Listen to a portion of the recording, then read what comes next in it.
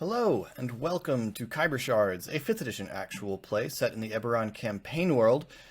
It is Friday, so we have a Khyber Shards Answers, and if you saw the last episode, then you are not in the least bit surprised to find RA here, because Esri had a rough night in the last episode, and If you a haven't seen the rough last episode, little stop while. now. Yeah, for real. If you are just getting here, back up. Go watch the recent episodes before this because we will be spoiling some stuff. What is the episode? The most recent one, or Yes, the one we're our most discussing recent today. our most recent is 89.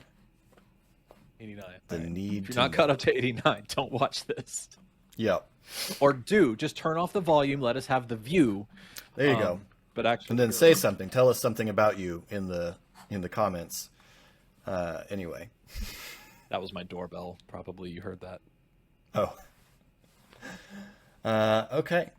So let's dive into some questions because as you pointed out, these are some of these are difficult questions. So let's just launch in. Emily asks if Esri had gotten a scorpion venom tattoo along with the others, where would he have gotten his, or would he have refused to get one even if he hadn't gone back to Blackbriar? So that's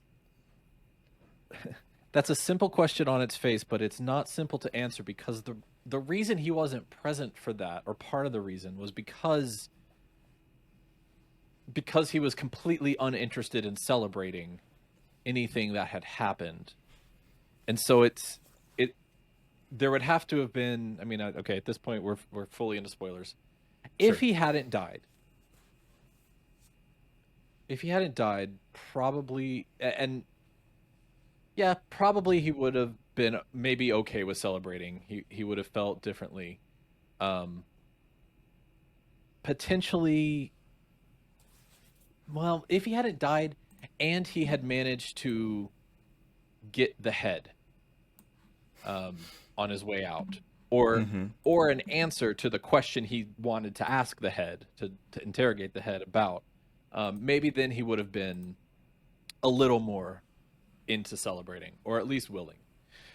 But very tough because yeah, he's in a bad headspace for multiple reasons at the moment, and so it's not so much that he wouldn't have had any problem with the tattoo, I don't think. Not itself. So to answer the question, I mean, his mark is all like up here now, like all over his arms and up, like kind of on his chest. So maybe upper back or back of just somewhere on the back, would probably be where he would be thinking. But I don't know that he would care too much about it, Yeah. about where he would get it, basically, because not knowing what it is or what it's good for, he would probably have gone along had he been willing to celebrate at all. Yeah. So Esri's reluctance to celebrate, is it primarily a response to the obvious trauma of I was dead a couple of hours ago, or is it more Esri looks at this and it's an incomplete job because we didn't get all of the answers, or some combination, I don't know. I think the job itself, from Esri's perspective, actually went better than he really hoped it could. I mean, they technically achieved their main objectives, both of them. The dying and not having any understanding at this point. I mean, we may have hand waved over. Maybe we talked about it. It would make sense that we had talked about it, but at least at this point in the show, we haven't talked about what happened, and he didn't have an experience like he had last time. Last time he came back, I mean, there was at least he had the full narrative, basically, and understanding why he's still here. That's not the case this time, and so there's a lot more disorientation and weirdness from that. But also largely, and we'll get to a question about this, I think, he's preoccupied with the idea that Geralt maybe betrayed him. And he has very, very few people outside of the core group that he even kind of trusts, that he can go to for something. And someone betraying him and getting him killed and putting his people in danger, this is why I phrased it the way I did in the show, is like, this is now an obligation. If he was betrayed in this way, he now feels he has an obligation to kill this person, because that is a completely unforgivable offense. It wasn't, if it's betrayal, it's not a mistake. You purposefully tried to kill us. I can't now allow you to get away with that, and that's weighing really big on him. And he's preoccupied with those things, and celebration just doesn't seem for him in that moment. He can understand others celebrating. It's not that he doesn't think celebration is unwarranted in general. It's just it doesn't feel like it's for him. And I think Dane was sort of represented in the same way in the episode, right? It's like, yes, celebration can be warranted, but not for him. He didn't do it. So related to that, we had a question from Darren.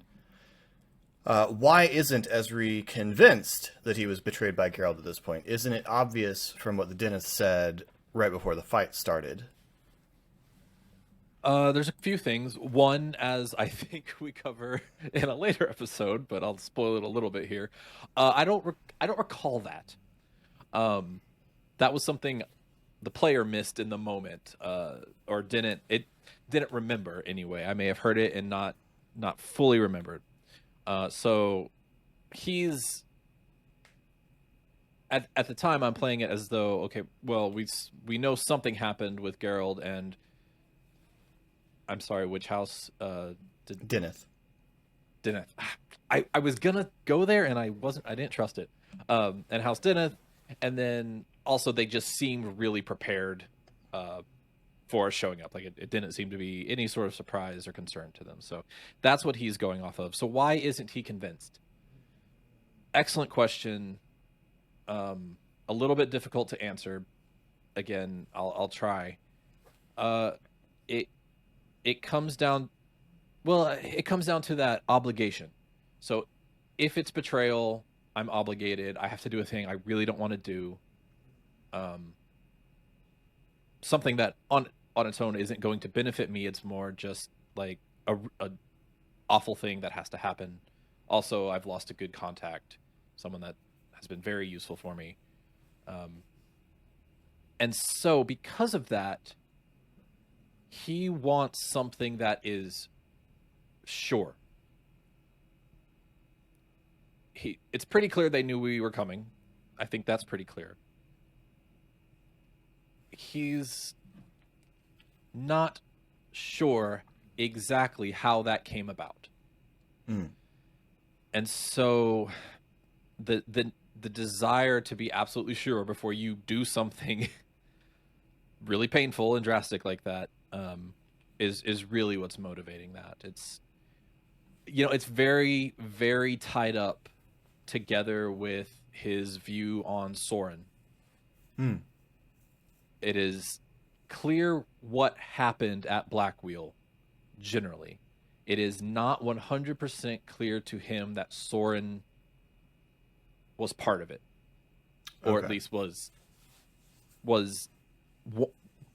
trying to do it to them, right? There's this question in his mind: if Thora and Dane hadn't intervened, what was Soren going to do? Was he leading them to be taken care of, or was he himself trying to get them out in a way that would work for him?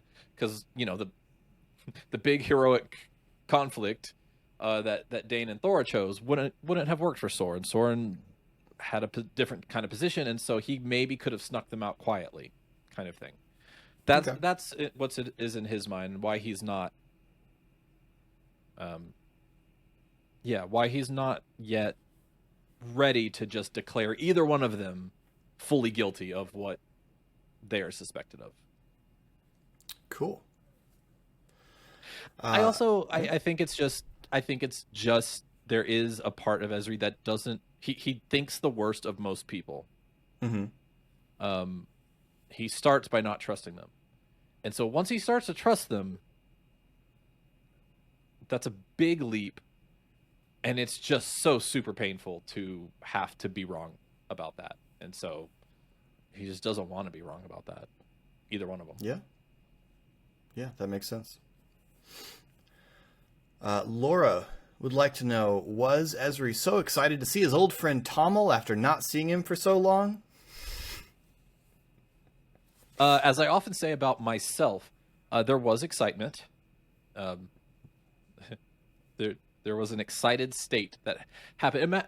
Put yourself in Esri's shoes in that moment. He is died that day. He has died that day, and he's in terms of resources, in terms of ability, hasn't rested. Has almost no ability to defend himself. Um, wandered wandered out into the woods by himself in the dark, got lost, got asked his I don't even know.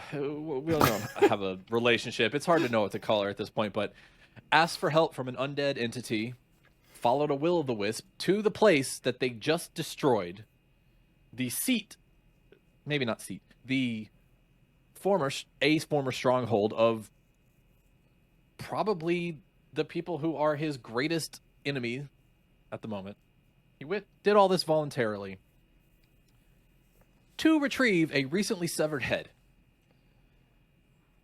This is what Esri's dealing with at the moment when he shows up and realizes that the person he's had probably the most direct interpersonal conflict with ever is back. Well, is alive and is back. Got the head first and left. Like, it is just all bad all the way down right then. So yeah, he's feeling excited but not happy Right. um at all. Yeah. That was it was one of those things where I had that planned as an aside for the end.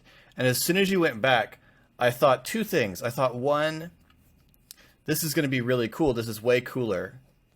As long as, as long as what I think is about to happen is going to happen. Because, I obviously couldn't be 100% sure what exactly Esri was going to do when he got back there.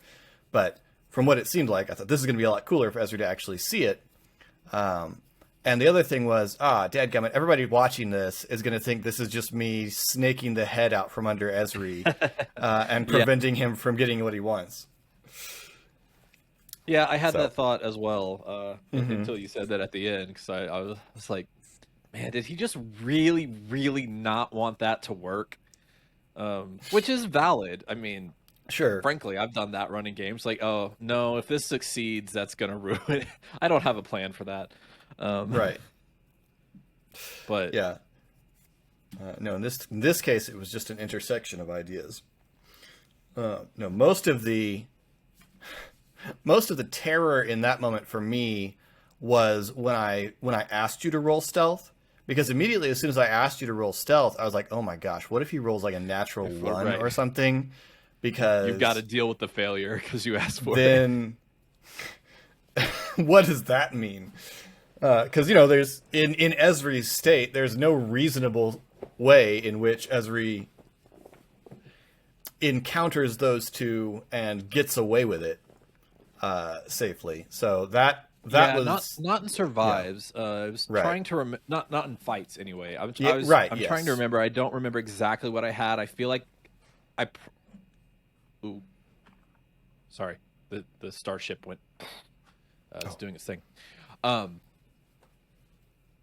I think I may have had gaseous form Yeah. available left, maybe to Mm-hmm. like just Hail Mary and like go in an emergency. But I Mm-hmm. don't remember. I don't remember if I had that much left or not. It Yeah. wasn't much. So so there, let that be a lesson, DMs. Don't ask for a roll. You're not prepared for them to fail. I've definitely had that experience where like, okay, normally I would do this and I asked for it. Yeah, it's like, oh no, wait, I don't actually care if they fail here. I don't want them to fail. I just I Right. just wanted them to I just wanted them to feel like they could fail. So I was relieved when you pushed and it pushed the stealth check up into a reasonable range for them not to immediately notice you. But yes, that was almost almost got myself in trouble there. In addition to Esri, excuse me. Mia would like to know, how far in advance were you percolating your response to dying this time around? It seemed like the pre-draft days was planned in advance, as was the punch heard round the world. Are you able to share your process here? Do you know what she means by pre-draft in this case? Before you took the calming drink. Yes. Okay. Thank you. Forgotten about that. I've forgotten about like just wasting that potion for a character moment. Um, Oof. Yeah. So great question. So help me remember the the death and this episode were all recorded in the same session, right? Yes, that's correct. Okay. So, the direct answer to your question is not very long, um, at all, because I hadn't spent a lot of time thinking before the moment about what would happen if Esri died again. Um, and as I've said, and as we clarified during the episode, uh, I didn't know until, well, okay, there's several things here. One, before I remember before that session, I asked if Philip wanted me on camera because I wasn't sure that Esri's death was going to be resolvable Mm, so quickly. yeah. Um, and so I was prepared to just like go in the other room and not be present until until like Casey said, "Hey, come back," or something like that. So it it having a resolution that quickly even was a surprise to me. Two, I didn't know until we got, well, of course I was unconscious when we came back. Until he regained consciousness, that's the first moment I knew what he experienced while dead, or yeah, while dead and undead and unconscious, which was basically nothing. Um, and so I was just reacting um at that point and trying to just channel what would Esri be feeling. I mean that's my normal play style anyway. I do prepare characters in the sense my most normal technique is um I just have imaginary conversations um with the character, with like between Esri and other characters in between sessions, and that's kind of my main way to get to know him. I imagine what someone would say to him, and then I imagine what he would say back, and eventually you start getting better ideas of who he is, because you don't always know until you until you respond to something, how you would respond to something. Um, so yeah, not very long. No, it was not all that premeditated. It goes back to a lot of the things were talking about before, which was um dying again, of course, uh, and being worried about Geralt, and then there's some other thing that's going on. I think that I think we cover in the next couple of episodes. So um, I can't remember. I can't remember if it came up in this episode or not, but Um, I'll mention it. Esri has an internal voice that isn't Right. his, and things are happening there. And then also, Dane. Esri's reached a turning point with certain people in his life, Dane being one of them, and the punch is very indicative of that. That was again just one of those things that he felt he needed. He needed to make a gesture. He, you know, he doesn't punch that hard. He wasn't too worried about that. Right. It was very much a gesture. I did want to clarify because we went back through for anyone in the watch party. That's true. We Did learned add something the about the proper- rules. Did add the proper modifier. We both learned that apparently every character is proficient in unarmed strikes. Which by I thought default. was specifically stated the opposite, but apparently not. So At least more you know. according to the rules online. I don't know. I didn't go look in the physical books to see if Sure. that's a change, but so anyway, that's how we managed to hit. And then yeah, so no, not a lot of premeditating. I'll say Esri is, especially in this moment, and then in the last few episodes, he's become very difficult to play.